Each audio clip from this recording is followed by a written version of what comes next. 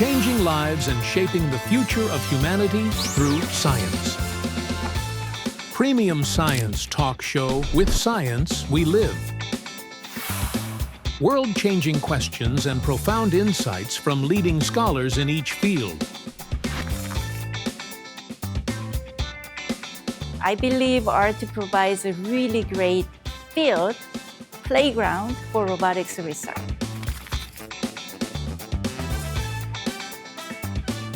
Mathematics, unexpectedly essential for our lives, can be used to make your life healthier and happier.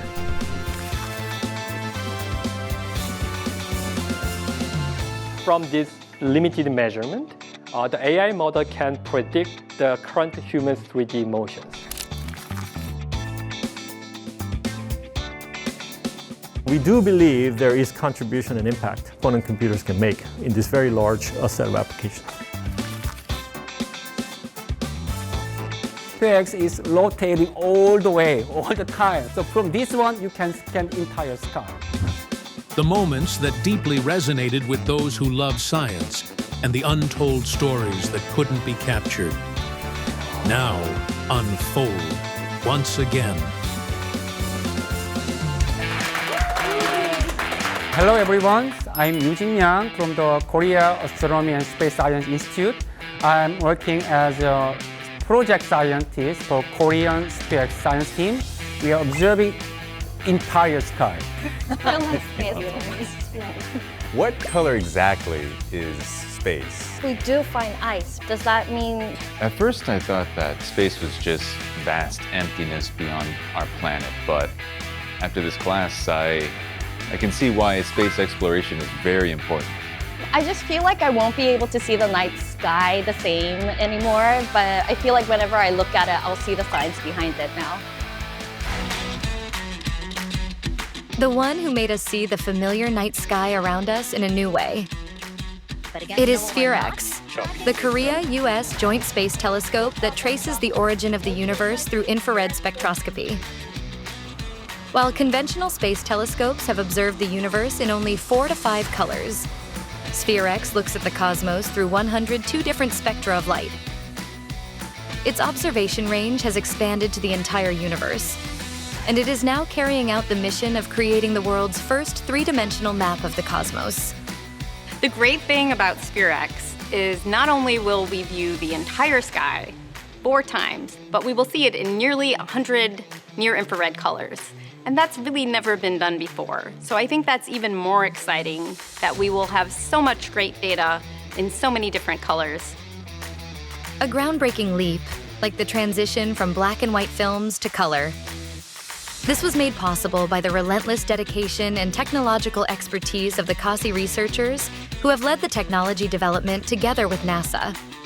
이 우주망원경 미션들은 그 운영부터 시작해서 그다음에 실제 하드웨어 개발, 그다음에 자료를 처리하는 부분, 그다음에 과학 연구 이렇게 크게 다 나눠져 있는데요. 한국은 저희가 기획 단계부터 참여를 했기 때문에 이런 전 과정에 거쳐서 저희가 참여가 가능했습니다. Above all, the infrared observation expertise accumulated by Dr. Jung Woong-sop has served as a solid foundation for the development of SPHEREx. 선형 분광 필터라고 하는 필터를 6개의 센서에 붙여서 이제 운영을 함으로써 영상과 이제 분광을 이제 동시에 얻는 기술이 영상 분광 기술인데요. 근데 이러한 그 적외선 영상 분광 기술을 저희가 국내에 있는 소형 미션을 통해서 이미 한번 해봤기 때문에 그 단계에서 이제 국제 협력을 요청을 받았습니다. The research team developed a cryogenic vacuum chamber that recreates the negative 220 degrees Celsius space environment. They also took the lead in performance testing of the SPHEREx space telescope. 엄청난 큰 냉장고인데 사실상 그 냉장고 안에 이제 3천억짜리 이제 망원경이 들어가는 거니까 안전 문제라든지 먼지가 있어서도 안 되고 뭐 새까리도 있으면 안 되잖아요. 그런 모든 클리닝이라든지 이런 것까지 신경 써가지고 완벽하게 만드는 그런 것들이 굉장히 힘들었고요. 이제 실제로 미국에 도착을 한 다음에 이제 그걸 가지고 이제 거기서 풀어놓고 그걸 다시 되는지 안 되는지 검교정하는 그런 커미셔닝, 시험 가동을 하는 작업을 저희가 한 달 정도 이제 칼텍의 전체 팀이 가서 했었거든요. Overcoming countless twists and turns, SPHEREx has finally set out for space. Why is this telescope seeking to peer into parts of the universe never seen before? Let's now follow the questions that SPHEREx carries. based on the research so far, what's the other universe look like, and what the stage is it in? I'm really afraid that my answer may be disappointing. So far, cosmologists believe that universe is made of about 30% of them is dark matter, which we have no idea what that it is. And remaining about 68% of the universe is something called dark energy, which is also we don't know what that it is. And there next remaining about 2 or 3% is actual matter, which is called baryons. So it's a real matter. Okay, that matter is only composed of 3% of the entire energy or mass budget of the universe, and that is only you can see it. And the universe, due to this intricacy of this interplay of the three normal matter and dark energy, status of universe or future of universe determined.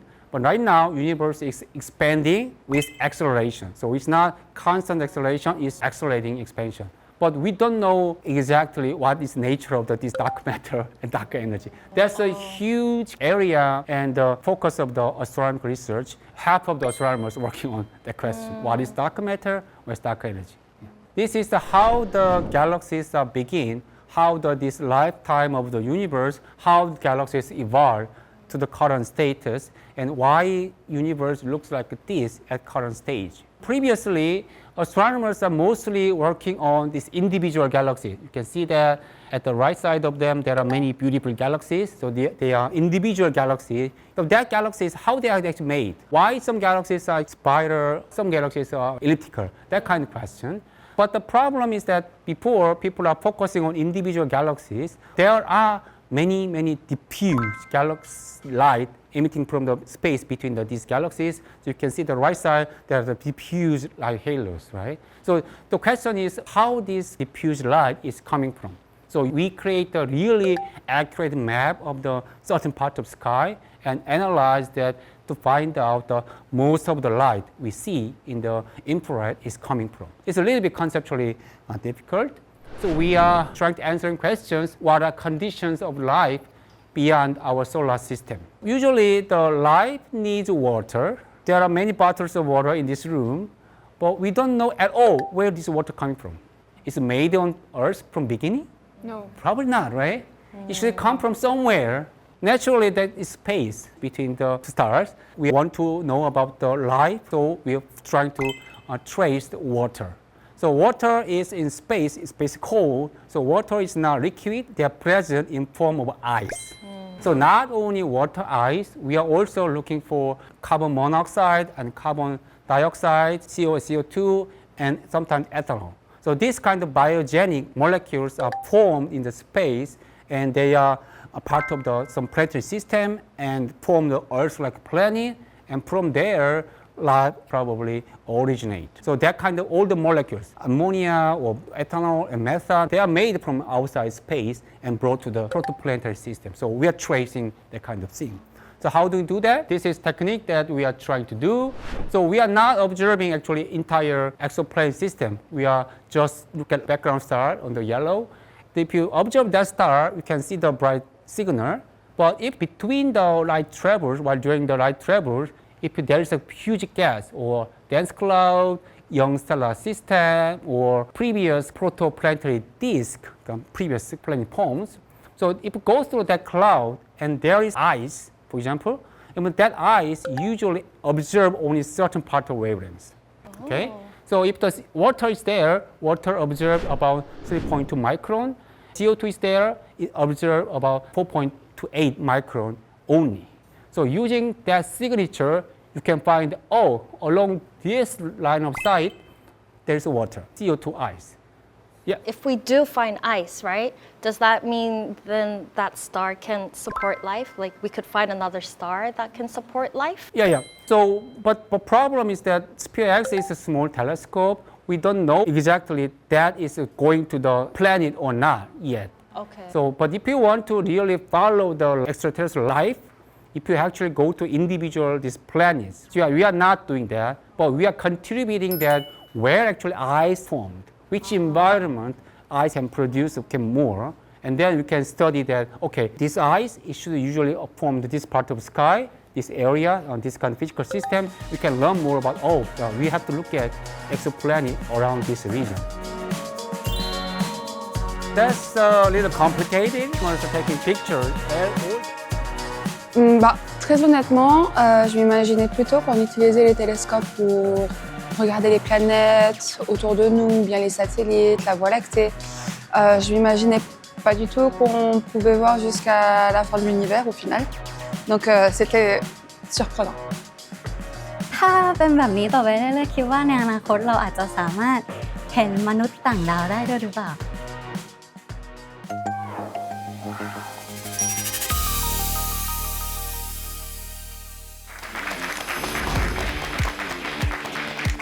My name is Jong-Sang Kim. I'm a professor of electrical and computer engineering at Duke University and also in physics. Also a co-founder of a quantum computing company called IonQ. Today we're going to talk about what you mean by practical quantum computing, that I can be here and I can be here at the same time. Could you perhaps explain more simply, please? ส่วนตัวแล้วคิดว่าคอมพิวเตอร์ควอนตัมทำให้รู้สึกปวดหัวมากที่สุดเลยค่ะ Alors très clairement, le professeur est un génie et c'est vraiment, déjà c'est la personne responsable à l'origine, plus ou moins, des ordinateurs quantiques, donc vraiment j'étais impressionnée. A speaker most deserving of the title genius, he is Professor Jong-Sang Kim of Duke University, a world-renowned scholar in quantum computing. Professor Kim is also well known as the co-founder of IonQ, the first pure-play quantum computing company. A true pioneer who brought quantum technology out of the lab and into the real world. I came to Duke and jumped into quantum computing about 20 years ago in 2004 with a vision that at some point, if we can make good progress in research, we should be able to build commercially viable computers out of this technology. So in the sense, always had that as a view. And definitely we started commercialization effort way before most other companies jumped into this. A groundbreaking technology that is redefining the very concept of computation. So what does a quantum computer actually look like? Well, this is my research laboratory, where we have constructed with our students and researchers several prototype quantum computers using trapped ions. This intricate machine, a vacuum chamber entangled with optical devices and countless cables, is the quantum computer. Unlike classical computers that process one calculation at a time, quantum computers can carry out many simultaneously, solving problems in seconds that would take billions of years otherwise. Hailed as the most revolutionary tool in human history, quantum computers have already entered commercialization. Their impact is expected to be far more wide-reaching than people imagine. But as Professor Kim reminds us, just as light inevitably casts a shadow, advancing technology always carries two faces. You just mentioned that quantum computers can even break through encryption systems. If that kind of destructive computing power becomes a reality, what does that mean for the security of our everyday lives? That's a really fascinating question, and you're not the first one to ask it. Right? So when Shor algorithm was discovered, it actually first shocked the intelligence community. Well before we go into the encryption, because back in 1994, we did not have a lot of e-commerce, meaning internet wasn't very widely spread, and therefore we were not doing a lot of online transactions with that yet. But a lot of the national security information was encoded using this mechanism. Okay? And some of these security informations, they want to keep it secret for like 30 or 40 years, right? Before it was okay to reveal them. So people got really concerned, and people started to say, okay, what does it mean? Can we actually build this kind of a machine? Well, in principle, we can, but in practice, how long it's going to take, what it's going to cost. But also at the same time, people were starting to think about, okay, are there encryption techniques that are not based on necessarily this factoring problem, that are going to be robust against these quantum mechanical computers? And that question is still open, but I think people are making a lot of progress. It turns out that about 6 or 7 years ago, internationally, there was a very coordinated effort to design and implement and eventually deploy new encryption techniques that will be robust against future quantum computers. Again, these are not provably secure, but practically it will take even much more advanced technology to attack that. People believe that developing such an algorithm and implementing it and changing everybody's devices to that secure encryption platform is going to take a lot of time. We probably know about some grandparents who are still carrying their 2G phones, right? It's very hard to replace everything out. Yeah. But any vulnerability in the network can actually compromise the security of the whole thing. So we actually have to make a complete migration before quantum computers capable of attacking these things come about. People believe this is going to take decades to do it. But people also believe that quantum computers capable of cracking these codes are probably a few decades away, but it's a race. On one side, we try to come up with the next generation encryption system and deploy quickly enough before this attack becomes real. And on the other side, people are starting to develop new quantum computing technologies that may be able to threaten that. So that's kind of what's going on. And I think it's a very healthy and interesting evolution of technology. The conditions to maintain a quantum computer are quite difficult, right? Yes, that's a great question. And it is true today, with the early stage technology we have, it's very delicate. It's very difficult to deploy at large scales because you need experts to run it. But again, I think with the technology becoming more mature, I think there will come a time. I mean, today, computers are just like that in the 60s. It requires some experts to maintain it. But today, we can throw it in our pocket.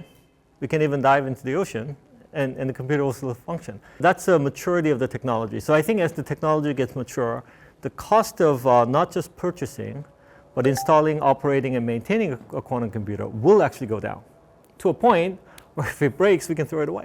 Mm-hmm. And well, throwing it away will have an environmental impact. But I think there will come a time where the cost of all of these things will go down.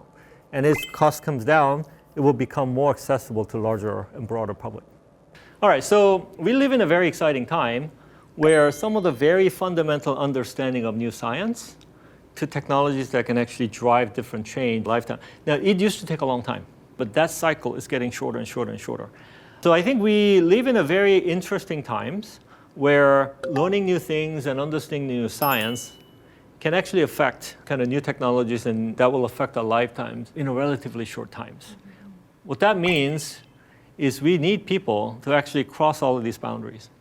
The good news is we'll have tools like AI and others for individuals to be so much more productive and start to span across many different regions.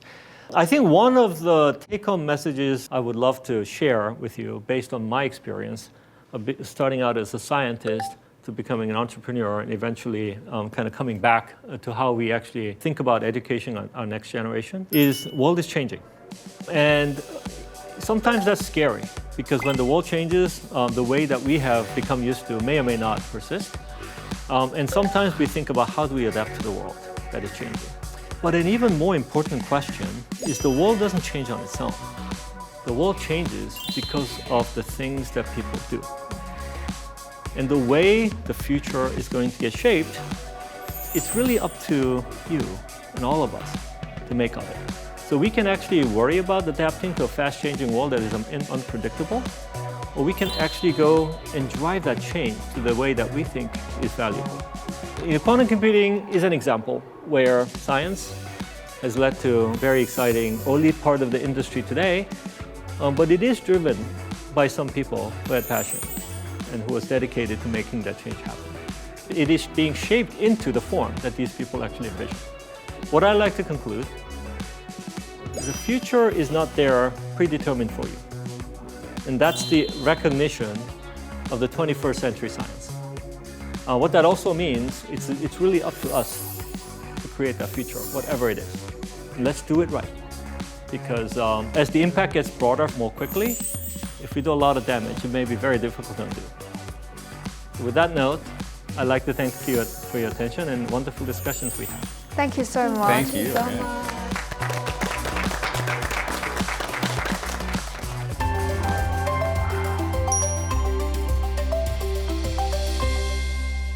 Where robot intelligence is. No math, no the future. What would be the next of AI? Future is not there predetermined for you. Mankind's fundamental question, where I came from, where I'm going.